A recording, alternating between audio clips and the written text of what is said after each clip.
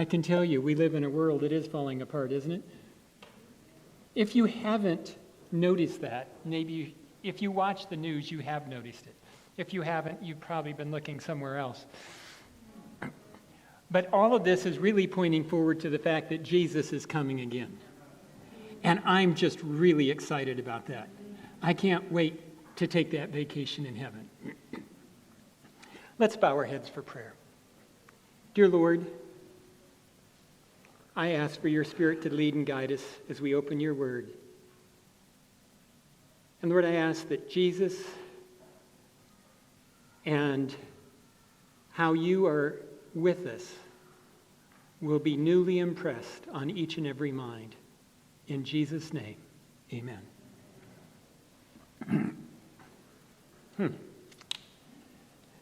I may have to do this a few times. I'm still on the recovery side of being sick, so I'm not sick now, don't worry. But we're going to look at understanding Daniel 11. There are more people here than there were at Sabbath school. And so I'm going to give just a very quick recap. And Seventh-day Adventists know Daniel 2 and Daniel 7 quite well overall. You have either the metals or the animals, which I simply call God's cartoons because he used animals to illustrate things. By the way, if you saw a current political cartoon that had an elephant and a donkey in a fight, would you understand who they were talking about? Yeah. God just used cartoons that were fairly easily understood. You have Babylon, Persia, Greece, Rome, divided Rome during the time of the little horn power.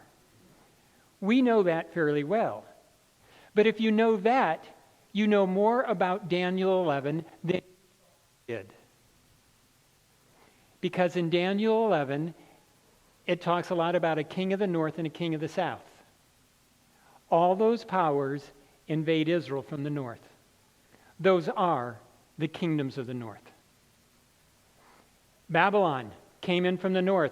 Jeremiah even calls it a kingdom of the north. Even though they were east, they invaded from the north. The Medo-Persian Empire, although they're east, they also invaded from the north, and Jeremiah in chapter 50, verse 9, calls the Medes and the Persians an assembly of great nations from the north. They're kings of the north. Then the Greek Empire under Alexander the Great comes in from the north. Then it splits four ways, but Daniel only cares about two, north and south. Seleucid north, Ptolemy south, they fight back and forth, and Jerusalem and God's people get caught in the middle. Then the Roman Empire comes on the scene, and Pompey occupies Jerusalem from the north. Notice it never misses. Daniel is inspired by God. It's not because he's so smart. It's because that is what God told him, and God knows. Then in Daniel 11:22, it says, with the force of a flood they shall be swept away from before him and be broken, and also the prince of the covenant. Not only were God's people caught in the middle, but Jesus got caught in the middle, and he died for us right there in the middle. Verse 22 is right in the middle of 45 verses. And at the end of it, Jesus rescues his people that are caught in the middle. When the world goes crazy, you are not alone. And God has given us a prophecy that has gone through 39 verses so far and has never missed. And the last little bit is in process, and then the very last little bit is when he delivers his people. I have as much confidence in that deliverance as I had about how it's already been fulfilled. God never misses. So it's really all about Jesus. Have you given all to Jesus? Are you sharing the love of Jesus with other people? Are you so in love with Jesus that you want to share it with others? You need to make sure you're spending time with Jesus. And hopefully by the time we're done, your desire to spend time with Jesus will have gone way up because of the time we're living. Then, after the time of Jesus' death, we have a breakup of the Roman Empire. It breaks 10 ways. 10 toes, 10 horns. The Greek Empire split 4 ways, but he only cared about 2. The Roman Empire splits 10 ways, and again, he only cares about 2, north and south. You have papal-led Christianity, the king of the north or the little horn. During the Crusades, time after time, they came into Jerusalem from the north. Islam struck from the south. And what city gets caught in the middle? Jerusalem. It always gets caught in the middle. But God's people of faith get caught in the middle too. What's the day of worship for Jerusalem? Seventh-day Sabbath, right? But the king of the north did not want to be called Jewish or Israelite, changed the day of worship from Sabbath to Sunday. King of the south did not want to be called Jewish or Israelite, changed the day of worship from Sabbath to... Where did God's people just get caught? If you're a Sabbath-keeping Christian, it doesn't matter where in the world you go, you will be caught in the middle. Because the king of the north won't like you, and the king of the south won't like you. If you're in the Philippines, the Catholics control the northern islands, and the Muslims the southern islands, and guess where a Seventh-day Adventist or Seventh-day keeping Christian can get caught in trouble? Anywhere. If you're in Nigeria, and I've been there, in northern Nigeria, up in Boko Haram territory, they had men with machine guns in the doorways while I was presenting. The men with machine guns were facing out. It's a little different. I don't think you have that here today. But there, the Muslims control the northern part of the country, and the Christians control the southern part. Where can a Sabbath keeper get in trouble? Anywhere. The king of the north and the king of the south are both out to destroy God's people. But Jesus is with God's people. All right? So this isn't just about Jerusalem. Jerusalem is an acted out parable showing what's happening to God's people all over the world. So, some people say Daniel 11 is literal. Some people say it's all symbolic. And I'm going to present something that says, oh, it's literal, all right. But it also has a global religious application. That's exactly how Jesus treated Daniel in Matthew 24. He talked about a literal fall and persecution, and he talked about a globalized application for the 1260 years of the Great Tribulation. If Jesus uses it both ways, I think we can too. Now, we have 3 conflicts. We talked about this in Sabbath school. In Daniel 11, verses 25 to 28, the Crusades, 29 to 39, the Ottoman Empire and the Reformation, and then the time of the end, and that is radical Islam. Anybody remember how many woes there are in Revelation? 3. And from 1100 through the 1930s, most Bible prophecy people were seeing at least the first 2 of those woes as Islam versus Christianity. And the Millerites definitely saw it as Islam versus Christianity. That's interesting. There are 3 woes. Third one would likely be similar. In Daniel 11, we have 3 conflicts. They're parallels. Here's a chart that I made. First you have Arab Islam, and it had several different caliphates in it, but you had a phase of Arab Islam, and during the last part of it you had the Crusades when the king of the north, the papacy, attacked. Then you had Ottoman Islam come in. By the way, these are roughly the woes of Revelation. And then the third conflict during the time of the end, especially during the judgment, you're going to have a third and final conflict. And according to Daniel 7, during this time period, the little horn or the king of the north would be at its worst while there was a judgment. And so we have a break after the fall of the Ottoman Empire, but it's going to come back again. I want you to notice something.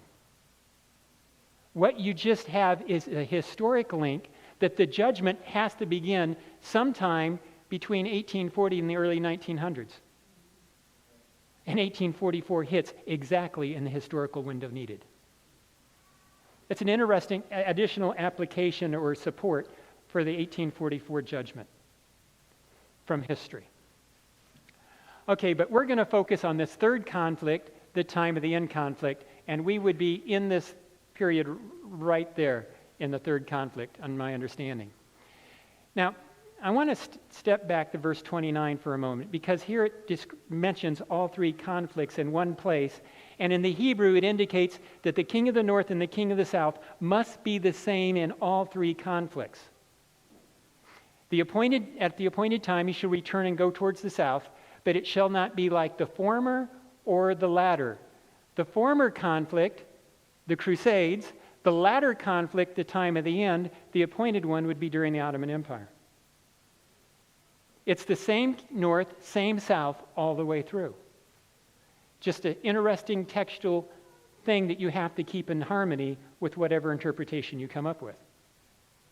But there are three conflicts, just like the three woes. Oh, I'm going to back up.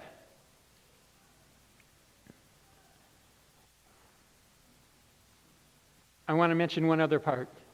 He's going to go towards the south, but it won't be like the former or the latter. In the first and the third conflict, the king of the north, or the papacy, gets Jerusalem. During the Crusades, they held Jerusalem for around 100 years.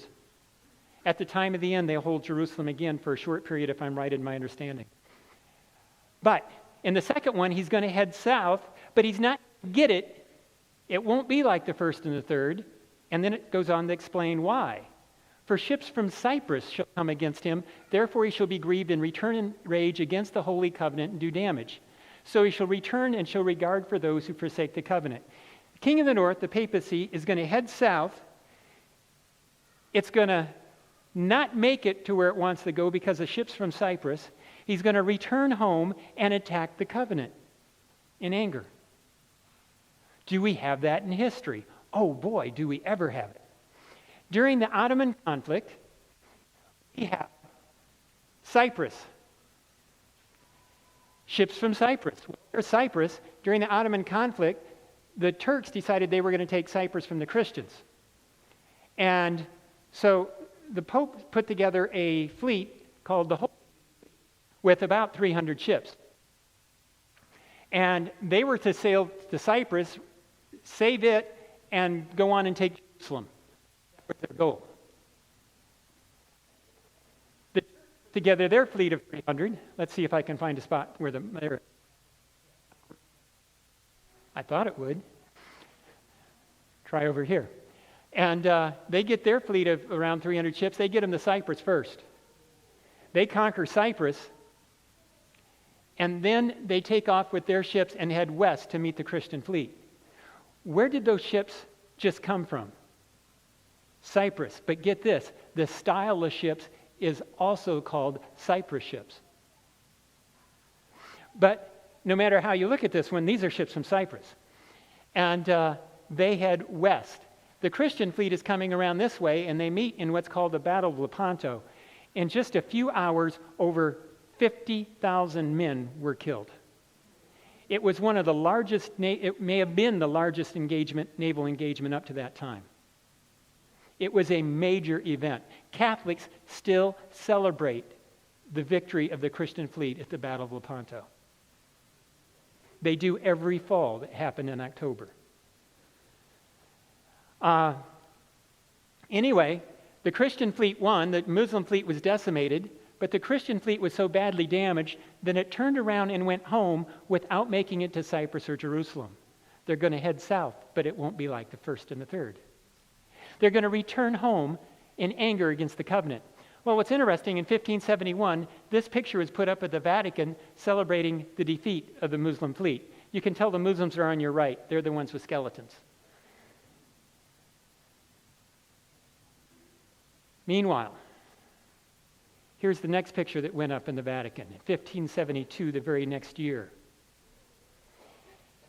It was celebrating the St. Bartholomew's Day massacre.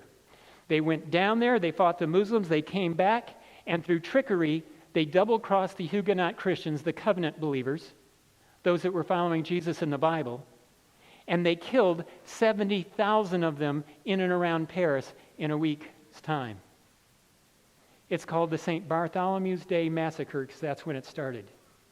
And the Vatican put up 2 paintings in the location where the Pope wanted to put a picture of the victory of Cyprus and the victory in Jerusalem. Daniel said he's going to head south. He's not going to make it because of ships from Cyprus. He's going to return home in anger against the covenant, and 70,000 Huguenots are killed, and they celebrated on the Vatican walls. Daniel doesn't miss. Then verse 40, the time of the end, our time. At the time of the end, the king of the south shall attack him, and the king of the north shall come against him like a whirlwind, with chariots, horsemen, and many ships. He shall enter the countries, overwhelm them, and pass through. He shall also enter the glorious land, that would be Israel. And many countries shall be overthrown, but these shall escape from his hand, Edom, Moab, and the prominent people of Ammon. He shall stretch out his hand against the countries, and the land of Egypt shall not escape. He shall have power over the treasures of gold and silver, and over all the precious things of Egypt. Also the Libyans and Ethiopians shall follow at his heels. At the beginning of this prophecy, when Daniel said Greece, what did he mean? He meant Greece, didn't he? When he said Persia, he meant Persia. Actually, in my study, I don't think there is one place in the entire book of Daniel that Daniel uses a place name symbolically. Revelation, all names are used for a symbolic purpose after he was envisioned on the Isle of Patmos. That's the one and only literal only application in Revelation. The rest of them are there for symbolic purposes, even though they're literal places. So Daniel and Revelation don't use exactly the same methods. Oh, their messages match, but they use different methods on how they got them across. Now get this. Libya, Ethiopia, Egypt, Edom, Moab, and Ammon, that's Western Jordan. A lot of people in the Adventist church say we're talking about atheism from the French Revolution here. Well, my question is, do those places have Islam or atheistic secularism in common? Egypt, Libya, Ethiopia, Western Jordan. They all have Islam in common. In the very context, the names of the nations mentioned, we're looking at an Islamic application, should be our first thought. Well, that third conflict, notice, would be relatively short, like a whirlwind. This one took centuries. This one takes centuries. This one I expect to be fairly short. I think we're here. I'm going to give you some definitions to help you understand. You know what a pope is, right?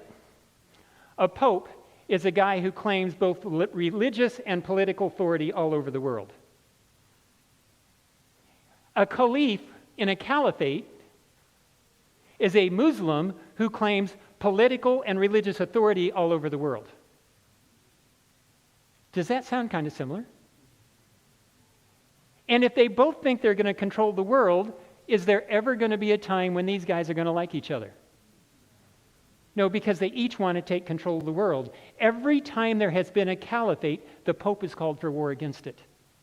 Back during the Ottoman caliphates, well, we had a holy war, the Crusades. Who called for it? The Pope. During the Ottoman conflict, who called for the Holy League? Pope did. It should be the same at the time of the end. There is not room for both of these guys on the same planet. Islamist. You've heard the term, but you may not know what it means. An Islamist is a person who believes in enforcing a global caliphate by force and to have a Muslim caliph in charge of the whole world politically and religiously. And anybody who doesn't agree would be put to death eventually. That is an Islamist. It's what you would call a radical Muslim. Also, that would include groups like the Muslim Brotherhood, the Islamic State, Boko Haram, ISIS, Iran, and Turkey, because those two are countries that are Islamist that want to enforce a globalized Moderates in the Muslim world are those opposed to a caliphate by force in Jerusalem. Oh, I didn't mention, it was on the screen, but I didn't mention. All these Muslims that are Islamist want to have their global capital in the city of Al-Quds. And you may not know where the city of Al-Quds is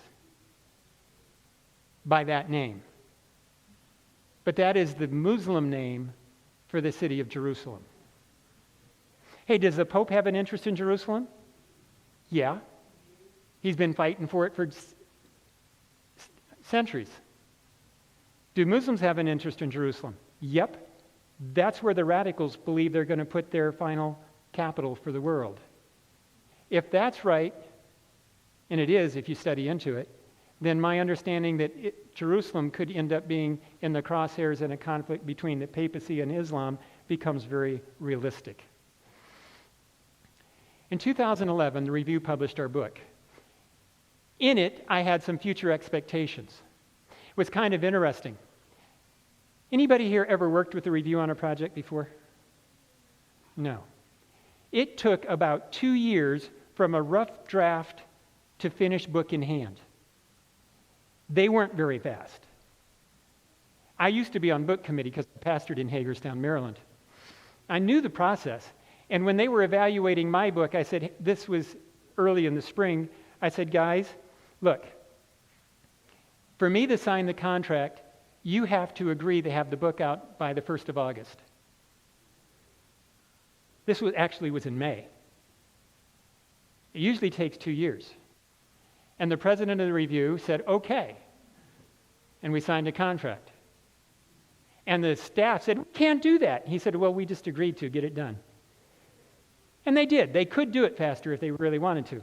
And they got it out. And my reason was, I want it to be prophecy when it's published, not history. Because I wasn't sure when it was going to happen. Here's what I was expecting in 2011. And it's in the book. Radical Islam would anger the Pope.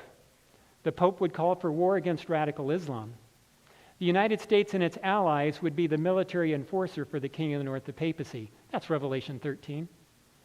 Radical Islam would be overthrown. Moderate Islam would follow papal-led Christianity, and some Muslims would follow Jesus in the Bible. That was my expectation in 2011. In 2014, in sequence, it began. I have great faith in Daniel 11. Here's what happened. July 1, 2014. Oh, I should tell you, I'm now going to show you a series of news reports in date order. It will show you the beginnings of the whirlwind.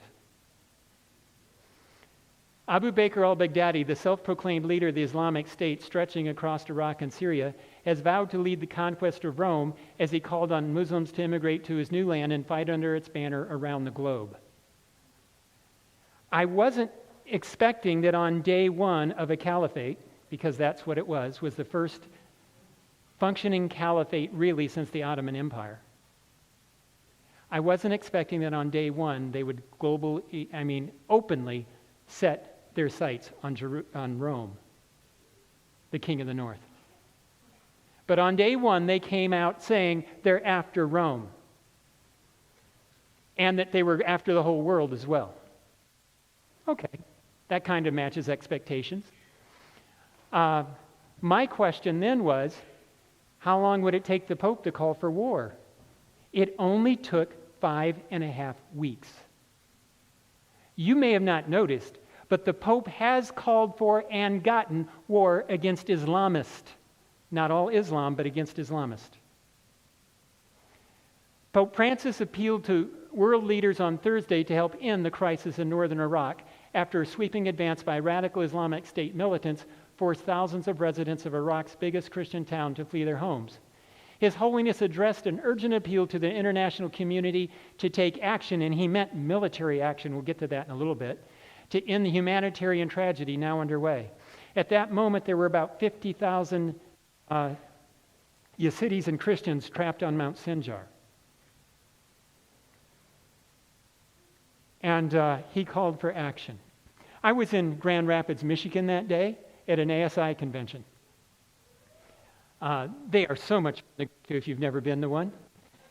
And I went online there wasn't anybody coming by my exhibit area. I exhibited at these kind of places like the General Conference Session and ASI. And there was a break, and I went online, and the Pope had just said this that day. And I thought, okay, Pope just called for war. This puts us in the third conflict. This is third round of holy war. I'm in this Adventist convention, and hardly anybody cared, because very few people are truly studying Daniel 11. I'm sitting there watching what I believe to be prophecy unfolding, literally, on my computer screen. And most people didn't care. A little bit later, I had another break with nobody there, and just about from here to the back wall away from me there were other exhibits, but there was sitting a guy by the name of Robert Falkenberg Sr. And he didn't have anything to do either for a little bit at the Share Him exhibit. And so I told Karen, the booth is yours, I'm going fishing, which means I'm going looking for a conversation. I grabbed a book and a DVD and I headed over there, and I said, Elder Falkenberg, I'd like to share some information with you, but I know that lots of people do, and if you're interested, I'll give you this book and DVD. If you're not, I'll just keep it. He said, sit down. And I shared for a little bit what I believed was happening. And then I said, would you like the book and DVD? He said, yes, I would. Within a few days, he ordered a whole bunch of books and DVDs. And he became one of our major supporters and my mentor to get me through challenges with the General Conference. As the next General Conference president, he kind of understood the ropes. And until he died, he was helping us out. Now, the very next day, Obama, the president of the U.S., remember, expectations are the radical Islam will push against the papacy will call for war, and the United States would become the enforcer. So the very next day, the United States president comes out and says, America is coming to help, the day after the Pope called for action. Within 36 hours of the papal call for action, the United States struck the Islamic State, the caliphate, for the first time. That's pretty quick. Pope gets action. If that's true, and my understanding is true, that should put us in the third conflict. Some of the media were saying, oh, the Pope wasn't calling for military action. The United States blew it again. The Pope's the man of peace. He is calling for humanitarian action. So the Pope sends out several ambassadors, and this is the ambassador to the UN, to clarify the situation. The Holy See's ambassador to the United States, Silvano Tomasi, this weekend supported U.S. airstrikes aimed at halting the advance of Sunni Islamic State militants, which is a caliphate, calling for intervention now before it's too late. While the Vatican vocally disapproved of the U.S.-led campaign in Iraq in 2003 and the 2013 plan for airstrikes on Syria, fearing both might make the situation worse for Christians on the ground, fears of ethnic cleansing by Islamists has forced a policy change. Oh, wow. Yeah, he's calling for military action. He made it very clear. This also admits that it's the Islamists, the king of the South, caliphate people, pushing against the Pope that caused this to happen, just like Daniel 11 said. Then, Jihadi John, guy that killed people for YouTube videos for the Islamic State, cut their heads off. He said to Obama, the dog of Rome. Why would the Islamic State call Obama and the United States the dog of Rome? Because they called the U.S. the dog of Rome as well. Let's see, the Pope says sic 'em and the U.S. attacks. That would make the U.S. the attack dog for Rome, wouldn't it? Ever read Revelation 13? Oh, what am I saying? I'm not talking about the future. I'm talking about the recent past where this is already happening. It's already happening here and now, right now. Don't sleep on Bible prophecy too long, or you're going to sleep too long. It's already in motion. Well, in the middle of all this, what about Pope Francis? But shrewdly, methodically, and with a showman's flair, the soft-spoken 78-year-old Argentinian Jesuit priest named Pope Francis showed Thursday that he is running to become president of the planet. And the Huffington Post was endorsing him. Let's see. During the Crusades, because of a fear of a radicalized form of Islam, the Christian nations supported the Pope against Islam. During the Ottomans, because of a fear of a radicalized form of Islam, a violent radicalized form, the Christian world backed the Pope against the Ottomans. Hey, why would the world follow the Pope at the third round? Because they're afraid of a violent radicalized form of Islam. It's already been demonstrated in our recent past.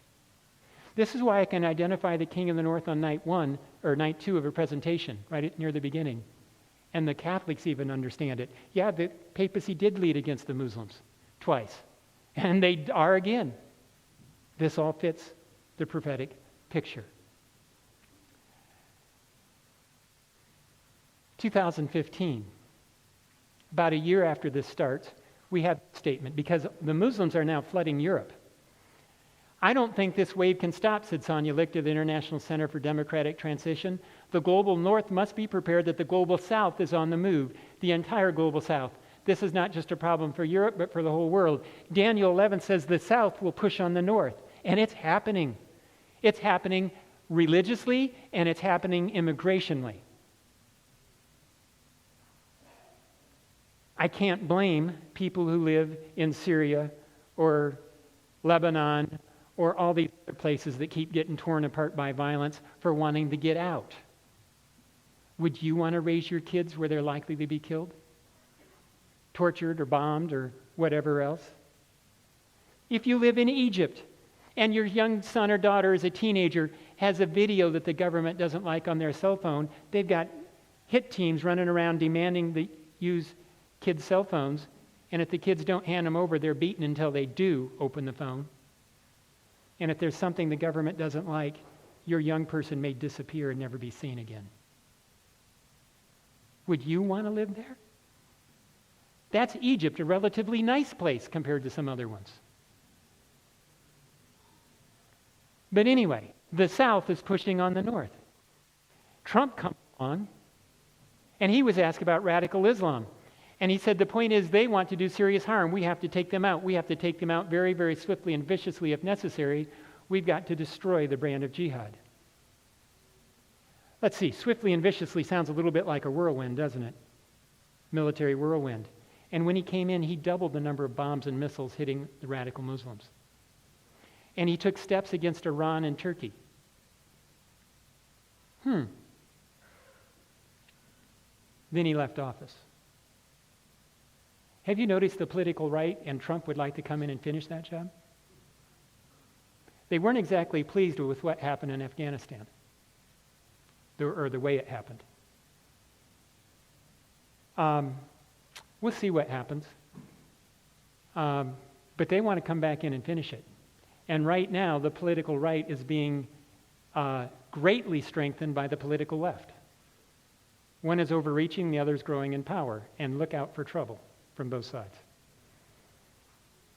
During his inauguration, the following: we will reinforce old alliances and form new ones and unite the civilized world against radical Islamic terrorism, which we will eradicate completely from the face of the earth.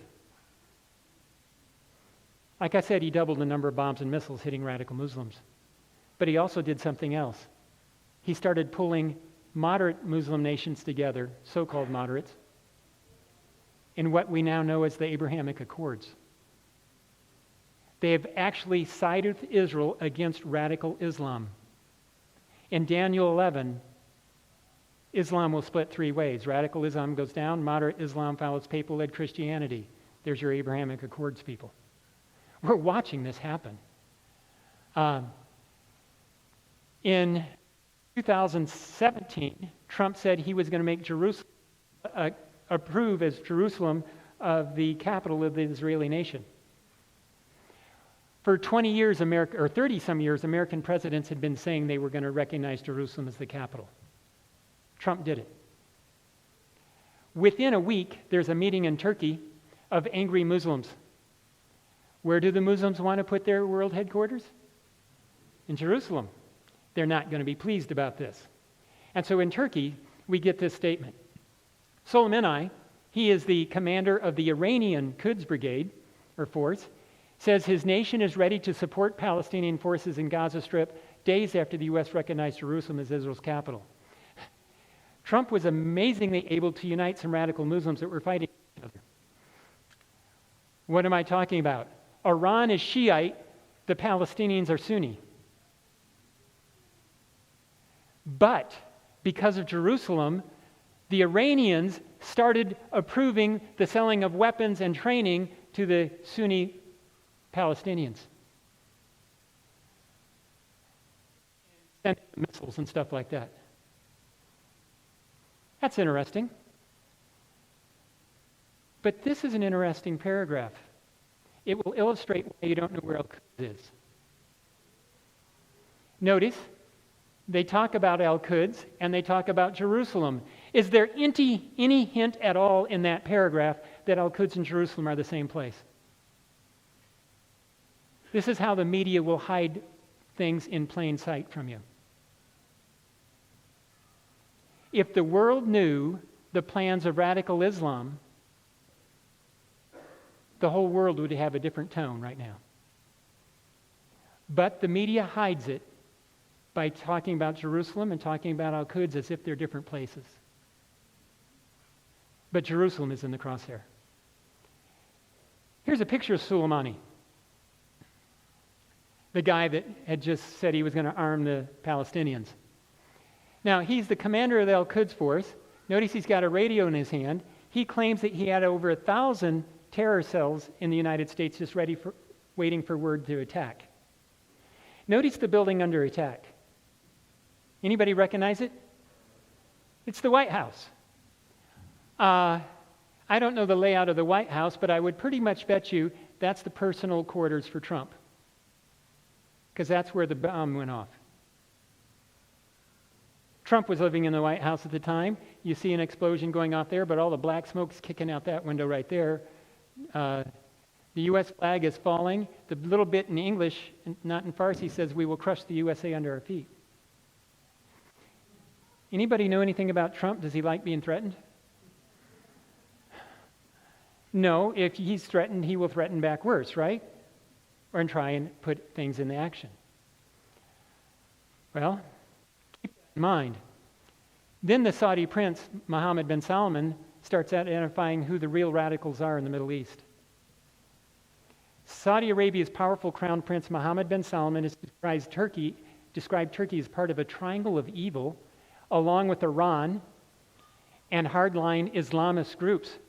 The Saudi prince also accused Turkey of trying to reinstate the Islamic Caliphate, abolished nearly a century ago when the Ottoman Empire collapsed. In this triangle, they are trying to promote the idea that our duty as Muslims is to reestablish the Caliphate, that the glory of Islam is in building an empire by force. We have no duty anymore to fight the spread of Islam, but in the triangle of evil, they want to manipulate Muslims to tell them their duty as Muslims requires the establishment of a Muslim empire with its capital in Jerusalem. I believe the Palestinians and the Israelis have the right to have their own land, but we have to have a peace agreement to assure the stability for everyone to have normal relations. There's your foundation for the Abrahamic Accords. The green light was just given by Saudi Arabia. Saudi Arabia has not signed on to them, but they gave the green light. May 14, 2018, the U.S. Embassy opens in Jerusalem. Exactly 70 years to the day from the founding of the modern nation of Israel. That's important.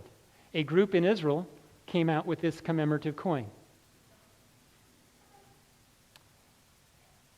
There's Cyrus the Great, who after 70 years of captivity said, "Jerusalem is yours," and they rebuilt the temple. Trump, after 70 years of statehood, Trump said, "Jerusalem is yours," and that makes these Jewish people who want to rebuild the temple believe that they will now be allowed to rebuild the temple. They think of him as a new Cyrus the Great, who wasn't really a very godly person, but was doing the work of God. By the way, that's what a lot of evangelicals think of him as well. Then the Pope goes and starts making treaties with Muslims, nations. Interesting. The meaning of the Pope's historic visit to the United Arab Emirates. What has changed in brief is the belief in the dual rise of the Muslim Brotherhood and the Islamic State. The following analysis applies equally to the Emirates and to Saudi Arabia.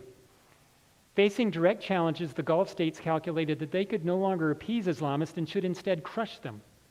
That is precisely what they have done both in the UAE and in Saudi Arabia. The institutional authorities of Islam and the political authorities to which they have aligned have just bought themselves an institutional ally, if not a theological one.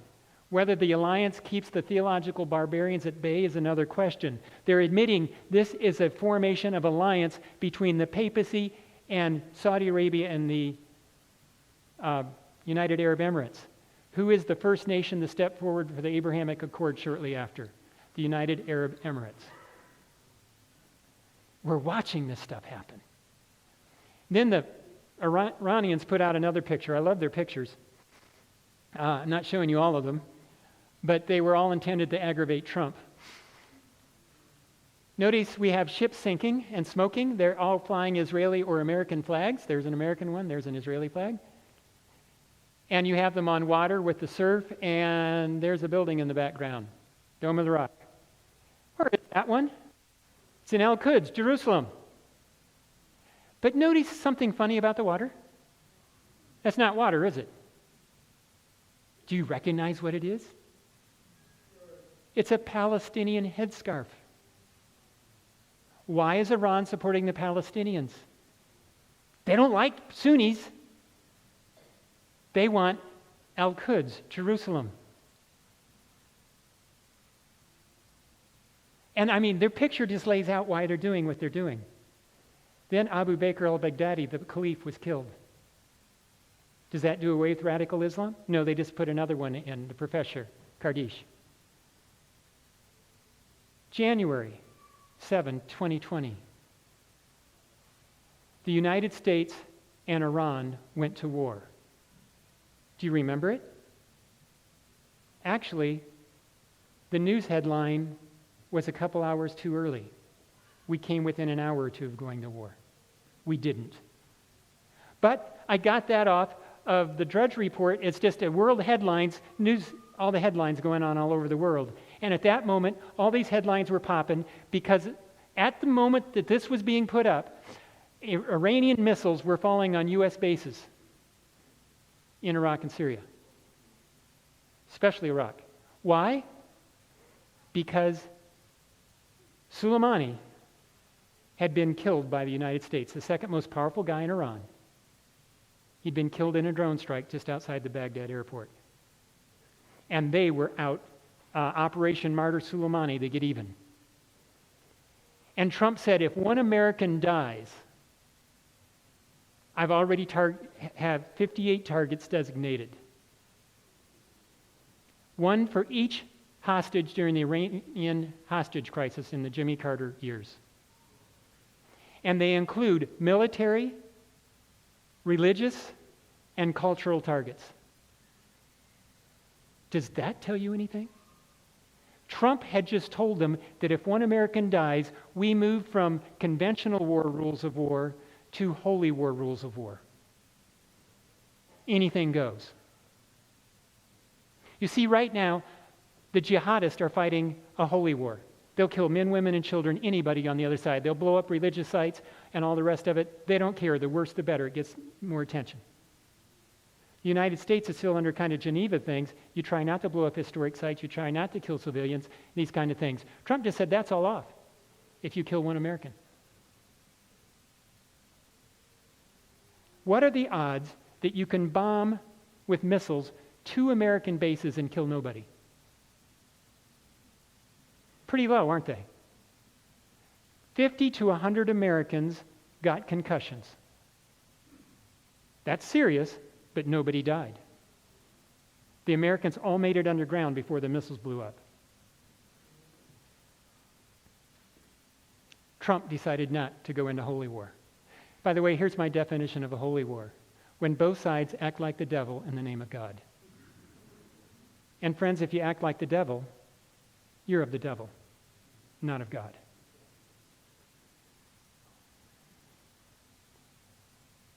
But Muslims hadn't changed.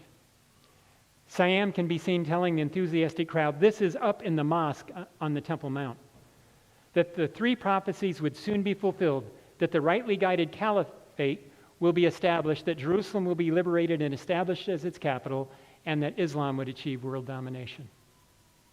They are clearly out to do it. Then came COVID-19. Nasty. I don't like it. It's made sharing the gospel even harder in many ways. You try traveling for a living. But did that put an end to the threat of radical Islam? In June of 2020, I just one day's worth of events from the news. Now, I go to websites like Jihadi Watch to get this stuff. Mozambique, Islamic Jihad's attack pro-mass immigration Doctors Without Borders. Oh, so Doctors Without Borders. Red-green Twitter storms.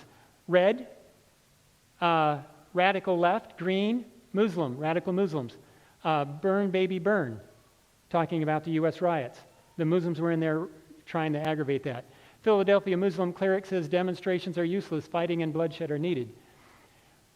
Burkina Faso, Muslims murder 58 people in attacks targeting Christians. Nigeria, Muslim shooter hacked to death 9 Christians, kidnapped 7 others. And a Muslim historian, U.S. collapsing Islam is the only power fit to lead the world. France and Germany will be Islamic republics. Crisis Magazine, a conservative Catholic magazine. On their About page, the West has arrived at a crisis point. We must decide, do we serve the city of God or the city of man? Does our first allegiance lie with the church or with the state? Do we profess the ancient and immutable faith or the latest fashionable secular dogmas? Not since the Cold War have we experienced such violent political and spiritual unrest. Not since the Civil War has our country been divided so bitterly against itself. Our civilization is under attack from the far left within and radical Islam without. They openly identify the sources of the conflict. And Seventh-day Adventists are often arguing, is it the radical left, communism, secularism from the French Revolution, or is it Islam? They see it as both ways. This afternoon, I will show you how both ways apply prophetically. We shouldn't be arguing with each other. We should be recognizing how similar our messages actually are. Then Biden wins the election, and radical Islam is emboldened in Iran, Afghanistan, and other places. And people like Trump are itching to come back in and finish the job. We have continuing slaughter going on with ISIS all the way down into Mozambique, that's south of the equator. ISIS has not been put out of commission. They've just gone underground. The Pentagon admits as much. France, civil war is brewing. Serving French soldiers send Macron another chilling warning following earlier letter from retired generals calling for military action against Islamists. They say a civil war in France is shortly to break out because radical Islam has gotten so strong there. Senator Lindsey Graham is warning that he's never seen a time when the risk for war between Israel and Iran is so bad. You see, Israel has said Iran will never get a nuclear weapon, and they're close, very close right now. And Israel said they will blow them up first. They know that means that within 24 hours, they will be hit by somewhere around 100,000 incoming missiles into Israel. And they're still willing to do it. Nigeria, in the first 200 days of this year, over 3,000 Christians were killed. Typically, 2,000 to 3,000 Christians are killed in Nigeria every year. I've been there. I've seen what happens. But this year, they were already well past that 3,000 in the first 200 days. And it hasn't stopped. Taliban, what does it mean? Middle East leaders are closely watching Afghanistan and making their conclusions about the unreliability of the U.S. as a partner. Foreign fighters were flocking to Afghanistan to launch a new terror war on the West as the Taliban tears through the country. Do you realize the Taliban in value got enough military equipment to equal? Only 2 countries in the world get more military equipment per year than what the value of the military equipment they got. China and the United States are the only 2 countries that spend more than the value of what was left behind for the Taliban. They are celebrating. And that material, those weapons have already traveled around the Middle East. And this is, as of a few days ago, the Israeli military is readying for Plan B if Iran nuclear talks fail. The military is practicing their attack on Iran. I mean, that would put us really close. But I want to share the good news. What I've said so far is wake up, pay attention. But the good news says, but news from the east and the north shall trouble him. King of the north wipes out radical Islam, but then he gets troubled by the east and the north. And he goes out with fury, great fury, to destroy and annihilate many. You're looking at Revelation 13 there. And he shall plant the tents of his palace between the seas and the glory's holy mountain, yet he shall come to his end, and no one will help him. He ends up in Jerusalem. He ends up, looks like he controls the world church as well, but he comes to his end when he thinks he's winning. News from the east. Edom, Moab, and Ammon are to the east. That's your remnant out of Islam. They don't follow, and they're not overthrown by the king of the north. Remnant out of the north, out of Babylon, come out of her, my people. In both cases, God has a group out of Christianity and Islam that follow Jesus in the Bible. And when they refuse to follow the papacy after he's wiped out radical Islam, he's made this world a safer place if you'll just follow him, and a group says, no, we won't. Do you expect him to play nice? No, he's going to be furious. Joel 2 says it this way, and it shall come to pass afterward that I will pour out my spirit on all flesh. Your sons and your daughters shall prophesy, your old men shall dream dreams, your young men shall see visions before the coming of the great and awesome day of the Lord. And all over the Muslim world, by the hundreds of thousands, Muslims are having dreams and visions leading them to follow Jesus Christ as Lord and Savior. I have a friend that has an underground network in many Muslim nations with over 500,000 Muslims that are worshiping Jesus and following the Bible. Did you hear me say Muslims worshiping Jesus and following the Bible? I didn't say Christian. Do you know what it means to be a Christian in the Middle East? It means to be a follower of the Pope. Would you want to walk around the Middle East and say, hey, I'm a follower of the Pope? Then you would never say you're a Christian there. What would you say? I'd say you should either say you're a Seventh-day Adventist, better understood by a Muslim, or what I say when I walk into a mosque and what these people say, I'm a follower of Jesus and his word, the Bible, the book. Is that a true definition? Yes, I'm not trying to hide who I am, but I don't want to be misinterpreted and be thought of as a follower of the Pope. By the way, those were crusaders. They were the Christians, right? Do you want to be identified with them? That's why Muslims kill family members that become Christians. They're traitors. But if their family member becomes a follower of Isa in the book, you see in the Quran it said there are true followers of the book and of Jesus that are to be respected. These people say that's us. And they're getting away with preaching the gospel of Jesus in mosque right now. Now, a bunch of these just got killed in Afghanistan.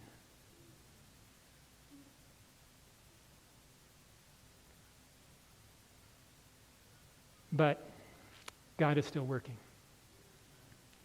End-time allies of the King of the North and the King of the South. King of the North is going to be aligned with the political right, I believe. And the King of the South is radical Islam and the radical left are aligned with each other. I'm going to go into that this afternoon. Now, if you want to get in trouble in today's world, you go in the taxis or something, and sometimes they'll say, we don't talk about religion or politics. This afternoon at 2 o'clock, I will step into the most dangerous territory in the world and explain the role of both of them in Bible prophecy. Just a little heads up warning, I will be an equal opportunity offender. But we've got to remember something, folks. Only Jesus saves. No political party will save you. No politician will save you. No church will save you. Only Jesus saves. And it's time for us to get that really straight. And this afternoon at 2 o'clock is actually far more important than right now. But I really hate talking about politics that much in a worship service. But I'm going to be exploring the combination of Daniel 11, Revelation 11, and Revelation 13. It's amazing when you carefully look at the text. And the text should be the leader. So I believe it's time to take Jesus and the Bible seriously. Time to study Daniel 11 and 12, Revelation as well. It's time to share with other people. If we are in the time of the end and the final holy war is in the process and it's relatively short, how long do we have? I don't know. There is no time prophecy here, but I will say this. I believe that all that is left in prophecy could easily be done in less than a year. And we could be out of here. I would love that. On the flip side of it, God may hit pause at any time, like I think he just did after it started. He put a pause because I don't think his people were ready. But the pressure is building like a pressure cooker with a cork in it. And it's getting ready to blow.